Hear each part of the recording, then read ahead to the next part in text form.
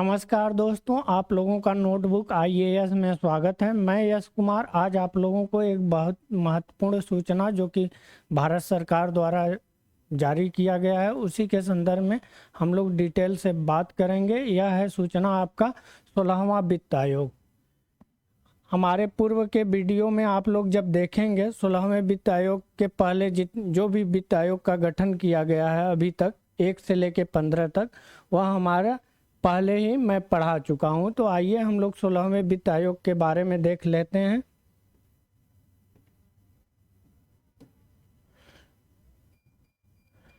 इसमें जो भी मैं टॉपिक आप लोगों को पढ़ा रहा हूं यह डॉक्टर अरविंद पनगड़िया जी हैं।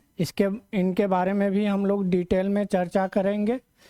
यह भारतीय संविधान में अनुच्छेद 280(1) में इसके बारे वित्त आयोग के गठन के बारे में बतलाया गया है और यह हर 5 साल पर या उससे पहले एक वित्त आयोग का गठन किया जाएगा।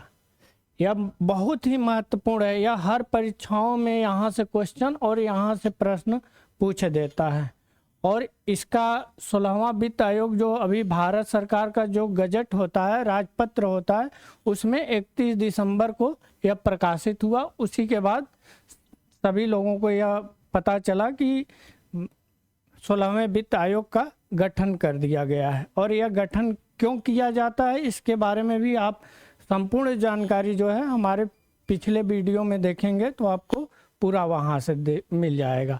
और यहीं अरविंद पनगड़िया जी हैं, डॉक्टर अरविंद पनगड़िया, जो कि नीति आयोग का जब गठन किया गया था तो उसके पहले उपाध्यक्ष थे और वर्तमान समय में यह कोलंबिया विश्वविद्यालय है अमेरिका में, उसमें यह प्रोफेसर हैं। तो आइए हम लोग आगे देख लेते हैं।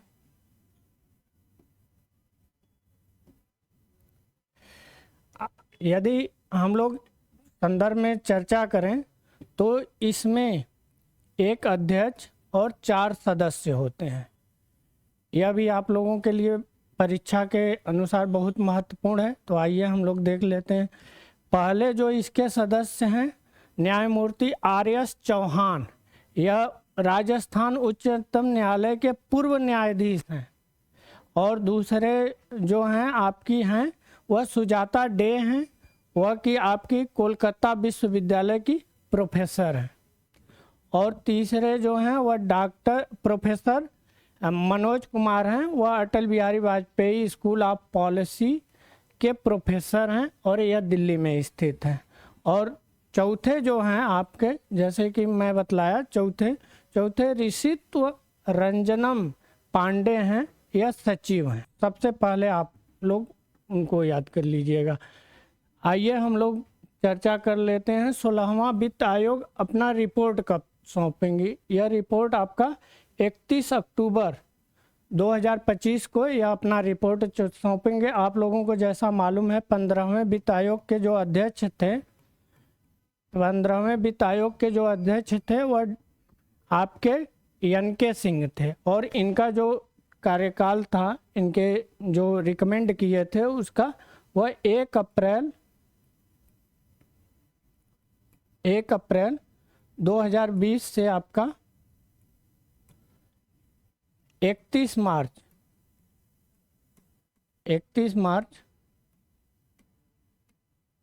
2026 तक था। तो यह 31 मार्च को कार्यकाल खत्म हो जाएगा, यानी कि 1 अप्रैल से आपका पुनः 2026 से एक नया वित्त आयोग आपका 16वें जो रिकमेंड करेंगे यह डॉक्टर अरविंद पनगड़िया जी, उसके आधार पर वह आगे प्रक्रियाएं चलेंगी। आइए हम लोग देख लेते हैं यह किस किस क्षेत्रों में इनका रिकमेंडेशन आएगा। देखिए, सबसे पहले केंद्र और राज्य के बीच जो महत्वपूर्ण, सबसे महत्वपूर्ण है, केंद्र और राज्य के बीच करों के वितरण, यानी जो टैक्स हैं, जो टैक्स कलेक्ट हो रहे हैं उनका वितरण किस प्रकार होगा केंद्र और राज्य के बीच। सबसे पहले यह वह देखेंगे। फिर उसके बाद आपका राज्यों के बीच, जो राज्य हैं हमारे, उनके बीच टैक्स का बंटवारा कैसे किया जाए। फिर उसके बाद इनका रिकमेंडेशन जो है वह राज्यों के सहायता अनुदान के ग्रांट इन एड, यह हमारा अनुच्छेद 275 में इसके संदर्भ में व्याख्या है। फिर स्थानीय निकाय, आप लोग जानते हैं बहुत महत्वपूर्ण यह निकाय होता है जो शहरी और ग्रामीण लेवल पर होता है, पंचायतें जिसे कहा जाता है, और शहरों में आपका नगर निगम, नगर निकाय और नगर परिषद या नगर पंचायत के रूप में होती हैं। और आप वित्त पोषण और आपदा प्रबंधन, जैसा कि आप लोग जानते हैं आपदा प्रबंधन अधिनियम 2005 में आया था और इसके अनुसार राष्ट्रीय स्तर पर और राज्य स्तर पर और जिला लेवल पर आपदा प्रबंधन दल का गठन किया जाता है, और उस राज्य या उस विशेष क्षेत्र में जो भी आपदा आ रहा है उसके संदर्भ में तत्काल एक्शन लेने के लिए यह गठन किया गया। तो आइए हम लोग आगे देख लेते हैं।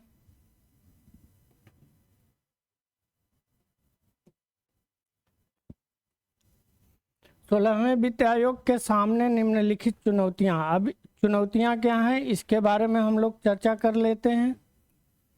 चुनौतियां, केंद्र राज्य के बीच करों का वितरण पर आम सहमति। आप लोग जैसा जानते हैं कुछ राज्य ऐसे हैं जो जहां जनसंख्या ज़्यादा है, और अगर जनसंख्या ज़्यादा होगी तो वहां प्रति व्यक्ति आय कम होगा, और कुछ राज्य ऐसे हैं जो काफ़ी विकसित हैं, वहां प्रति व्यक्ति आय जो है वह काफ़ी ज़्यादा है, यानी उनमें असमानता है।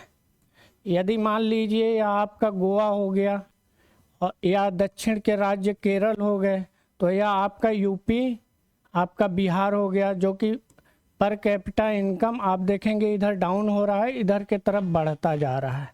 तो यहाँ तो कंट्रीब्यूशन, इस राज्य में सबसे ज़्यादा कंट्रीब्यूशन होता है टैक्स का और यहाँ पर कम होता है। तो यह राज्य हमेशा यह मांग करते हैं कि हमको जिस अनुपात में हम टैक्स दे रहे हैं उसी अनुपात में हमें शेयर भी मिले, जो हिस्सा हमारा है केंद्र राज्य के बीच जो करों का वितरण है वह भी दिया जाए। तो अगर ऐसा होगा तो असमानता बनी रहेगी। तो इसीलिए वित्त आयोग यह प्रयास करता है कि वह राज्य की जनसंख्या के आधार पर वहाँ वेटेज दिया जा सके। आइए हम लोग दूसरा देख लेते हैं। राज्यों में वित्तीय स्थिति असमानता आयोग के लिए सिफारिश का मुश्किल बना सकती है। मतलब कि जो यही चीज़ जो मैं आप लोगों के सामने चर्चा किया हूँ वह सबसे बड़ी चीज़। और आपदा प्रबंधन के लिए वित्त पोषण की बढ़ती मांग, आप जानते ही हैं जलवायु परिवर्तन जैसे जैसे हो रहा है, या भारत का जो डाइवर्सिटी है हिमालयी क्षेत्र, वहाँ बहुत ज़्यादा आपदा आती है और उन राज्यों का जो डिमांड होता है वह ज़्यादा होता है और अन्य राज्यों के हिसाब से, तो उसको भी इस आयोग को देखना महत्वपूर्ण है।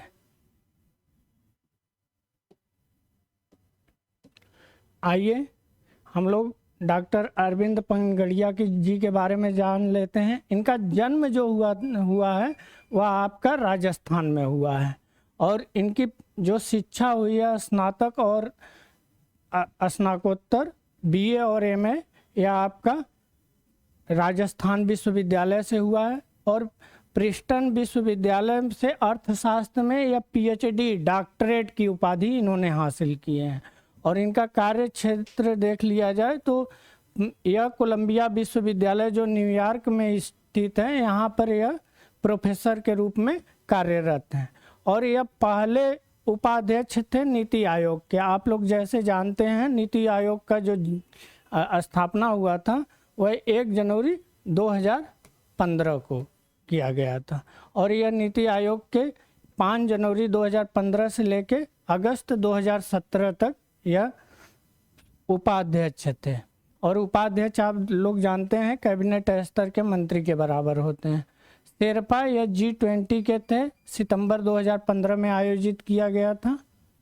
आइए और हम लोग आगे देख लेते हैं। 2011 का जो सामाजिक आर्थिक और जातिगत जनगणना हुआ था, उसके आंकड़ों के विश्लेषण के लिए एक समूह का गठन किया गया था। उस समूह के यह प्रमुख भी रहे हैं और यह मुख्य अर्थशास्त्री के रूप में एडीबी, एशियन डेवलपमेंट बैंक, जिसका मुख्यालय आपका मनीला में है, इसकी स्थापना 1966 में हुई थी। यह जितने भी पॉइंट मैं फैक्ट बतला रहा हूँ उसको आप लोग नोट डाउन करते जाइएगा, हर जगह परीक्षाओं में पूछता है। और मनीला में ही अंतर्राष्ट्रीय चावल शोध संस्थान है। और विश्व बैंक का जो स्थापना हुआ था, इसमें भी यह कार्य कर चुके हैं।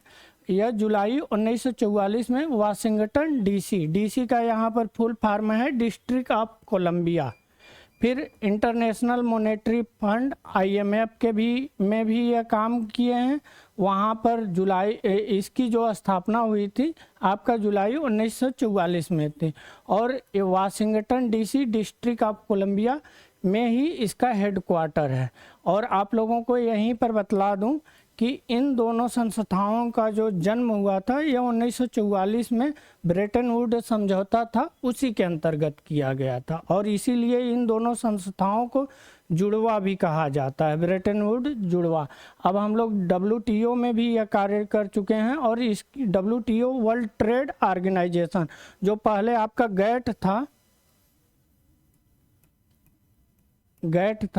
गैट कोई संगठन नहीं था, एक सभा टाइप का था।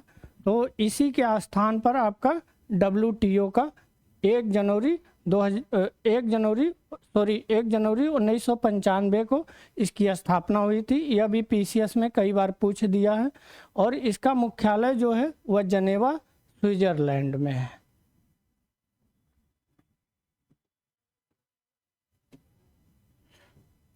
इन्होंने अंकटाड, यहाँ पर भी इन्होंने कार्य किया है। अगर अंकटाड के बारे में बात कर लिया जाए तो 30 दिसंबर 1964 को इसकी स्थापना की गई थी।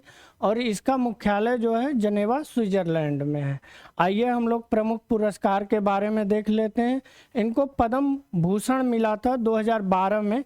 और इनका कार्य क्षेत्र जो दिया जाता है वह आपका अर्थशास्त्र एवं सार्वजनिक नीति के क्षेत्र में इनके विशेष योगदान के लिए दिया जाता है।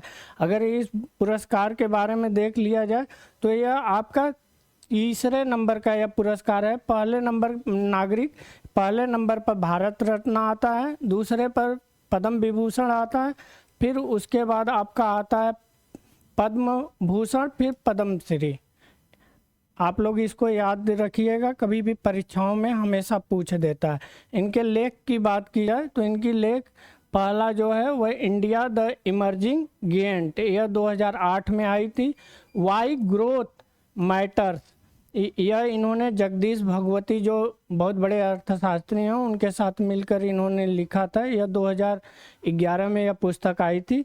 और इसी के लिए इनको पुरस्कार भी मिला था, एंकल prize for excellence in economics. और यह द फाइनेंशियल टाइम द्वारा उस साल की बेस्ट बुक के रूप में भी घोषित की गई थी। आइए हम लोग अपने नोटबुक IAS के बारे में बात कर लेते हैं। आप लोग गूगल प्ले स्टोर में जाइए, वहाँ जाने के बाद आप लोग notebook IAS white media education for all type कीजिए। टाइप करने के बाद आपको यह आइकॉन दिखाई देगा। उसी आइकॉन दिखाई देने के बाद इसको डाउनलोड कीजिए। डाउनलोड करने के बाद हम लोग विभिन्न राज्य सरकार एवं संघ लोक सेवा आयोग द्वारा जो परीक्षाएं कराई जा रही हैं उसको हम लोग बेहद ही कम कीमत पर टेस्ट सीरीज करा रहे हैं, उसको आप लोग दीजिए और लाभान्वित होइए। धन्यवाद।